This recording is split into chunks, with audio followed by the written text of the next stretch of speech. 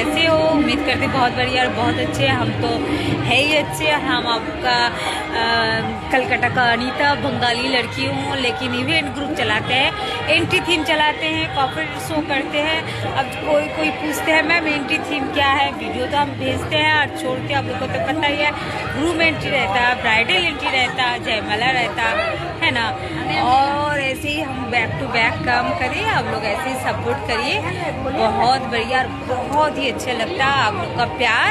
और हम बहुत हैप्पी हो जाते हैं। बहुत सुंदर प्लेस है, आप लोग को दिखाते हैं।